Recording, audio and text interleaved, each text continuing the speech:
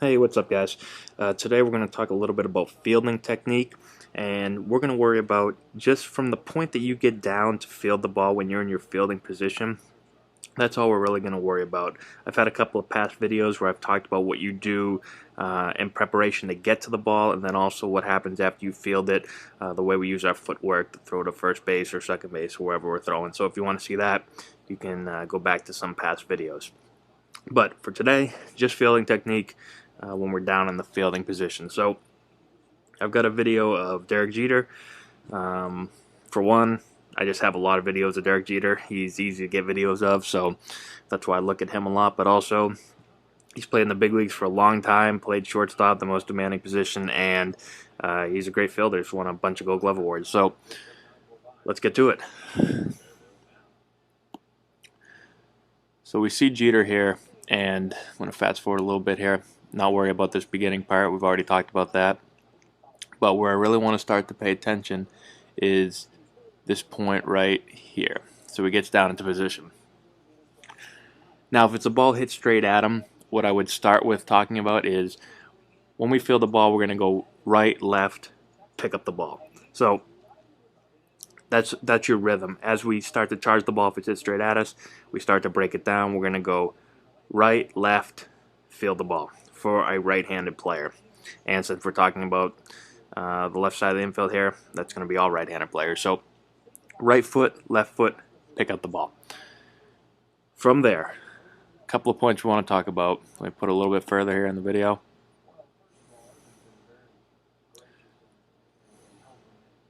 Okay. A couple of points here.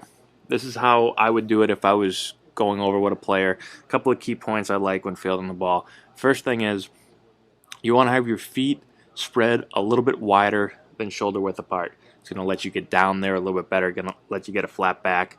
It's going to put you in a more athletic position. And if you see Jeter, his feet are tough to see here, but they're just wider than shoulder width apart. The second thing is the position of your feet. So you want your feet to be square to the ball. Now, some guys like to have their left foot a little bit in front. Some guys like to have their right foot a little bit in front. That's not that big of a deal. The big thing you want to watch out for is if they're too staggered. So you wouldn't want to have your left foot way out here, and you wouldn't want to have your right foot way out here, because that changes, that turns our body, and we're not square on the ball. We want to be pretty square on the ball, especially when we're talking about the left side of the infield, because we have to get our bodies going to first base. We have a longer throw. So it's important that we do things a little bit more technically right. So you want to keep them as square as possible, and you can go a little bit, maybe an inch or two with either foot if that's comfortable for you, but stay away from going too much staggered. And you can see here watching Jeter that he is almost perfectly square to the baseball. The next thing to talk about is to sink the hips and get the butt down. And if we watch Jeter, we see here he has his butt down, sink his hips, good knee bend. You don't want to have your butt high to where you're just bending at the waist, and now we don't have our knees bent. We're not in a good athletic position to make a move in case the ball happens to go someplace we don't expect it to go. We need to be in a good athletic position with our butt down, our hips sunk down. Another thing that does is it gets our head and our eyes closer to the ball. The closer we can get our eyes to the ball, well, the easier it's going to be able to field. It's also going to be easier to see if the ball happens to take a bad hop. Our eyes are closer, we'll field better. It's the same thing if you think about your bunting. It's a lot easier to bunt when you get your eyes in the action, get down there behind the bat and see the ball. It's easier to bunt. If you were to stand straight up and put your bat to bunt the ball and your eyes weren't very close, well, you wouldn't have as high of a success rate at squaring the ball up when you're bunting. Same exact thing when you're fielding. You want your eyes down in the action. It's going to make it easier to field. Okay, so after that, the next thing is to have a flat back. Same thing, the butt down and the hips being sunk down and the flat back, that all goes together. You have a flat back, it lets your hands get in a good position, but it also gets your head down and close to the ball and your glove out in front. And that's the next thing we're going to talk about, is having the hands out in front of the body, but having them soft. So there's a difference between having your hands out in front and letting that arm or get your hand so far out in front that you're completely extended with a really hard elbow. If you put your hand in front of you right now, get down into a fielding position, if you extend it too far, you get tight. You feel that tightness in your elbow, your arm gets tight.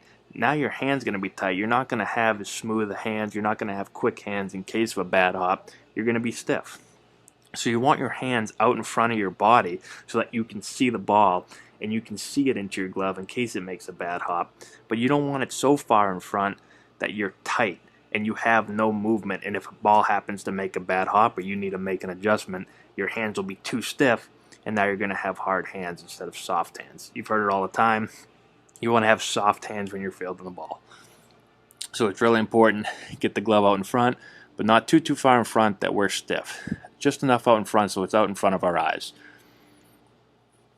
The next thing is to have a good glove angle. So you want the glove open and a good angle to the ball. And you know, when I'm talking to little kids or younger players, I like to tell them that you have two eyes inside your glove and you want to show the eyes to the ball. Just an easy way, because a lot of kids will have their gloves either turned so that they're not completely open, or they might even have them closed and they flash it open at the last second. And this is all going to lead to, yeah, maybe you can do it, but every now and then, if your glove's not in a good position, well, you might make an error. You might not open your glove in time.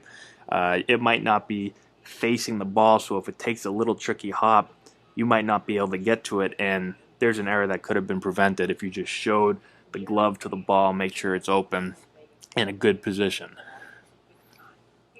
The next thing is what our bare hand is doing. So our non-glove hand. You want it somewhere above the glove, and you want your fingers up, not your fingers down, for a couple of reasons. One, if the ball happens to hop up and your fingers are up and open, well, you might be able to deflect the ball back down into your glove, and that happens every now and then.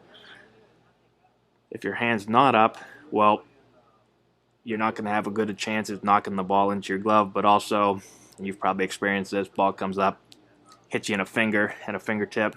You could break your finger, break a nail. I know it sounds kind of girly, but those hurt, and they sometimes put you out of action. So have your fingers up and your bare hand above the glove for not only knocking the ball down, but also it puts us in a good position to transfer. So when we field the ball, a lot of people focus on fielding the ball, but just as important is transferring the ball from the glove to the bare hand. And if you get your hand in a good position, well, it's going to improve your transfer. And there are some plays where it's going to be a bang-bang play. We get it out nice and easy, make a throw, and we get them bang-bang. There's other times where if your transfer hand isn't in a good position, you might double clutch at the ball. You might not grab it. It might take you a long time to get the ball out of your glove. Now the base runner's getting down the line, and we might not get him on that bang-bang play. Next thing is where we're fielding the ball. So what you want to do is field the ball from the middle of your body to your left eye. What that means is you want to field the ball on the left side of your body. Not so far to the left that we're reaching way out here, but slightly left of center. That's why a lot of coaches will say left eye. That just happens to be the point that coaches will refer to. So I think about fielding the ball to my left of center or left of my midline, preferably over my left eye. You don't want to field the ball to the right side of your center for a couple of reasons. First reason is the more the ball is on this side of you and you start reaching back, your hands are going to get tight. It's tough to keep soft hands when you start moving further and further to your right, because your arm is going to start to get fully extended the further you go to the right. Now you have a hard arm, hard elbow, and your hands get stiff. Tougher to field the ball that way. Second reason why is now if we're reaching back this way and we're playing the ball at our right eye or our right ear and we're on the wrong side of our body, the ball is starting to get beyond our center here, our chest. So if it happens to take a bad hop up or something happens, well, it's going to scoot by us into the outfield, and we're not going to be able to knock the ball down. Our first, and our usually our number one priority is just to field the ball clean. But every now and then, it doesn't happen. Maybe you get a bad hop. Maybe for some reason the ball just kind of hits up in the heel of your glove and bounces up. Well, if the ball hits us in the chest, we still have a chance to pick it up, especially against a slower runner, and make a play. If we're fielding it too far over here and it comes up, well, it's not going to hit our chest. It might hit our shoulder and bounce off. It might completely miss us. And now that second chance or that rebound play that we could have possibly had a guy out, we're not going to have him out anymore. He's going to be safe. We're going to get the error. The last thing to remember is that when we're fielding, we want to field from the ground up. We want to get into position with our bodies. A lot of people worry about fielding. They talk about the hands all the time. The hands do everything. Well, it's true. You got to have good hands, good soft hands to field. But your body is what's going to help put your hands in the best possible position to field the ball. So we need to make sure that we get our bodies down low, in the right position, and we got to get there early. You want to be there early. One of the problems, especially a lot of younger guys, is they get their gloves down and open late, and now they're rushing. They're not able to get down there early, see the ball into their glove, and they're going to be more successful that way. So remember, from the ground up, get there early so you don't have to rush. If you put your body in a good position, everything's going to happen for you naturally. So I hope this helps. Try this out. It'll make you a better fielder, and give it a shot. Let me know what you think. Thanks, guys.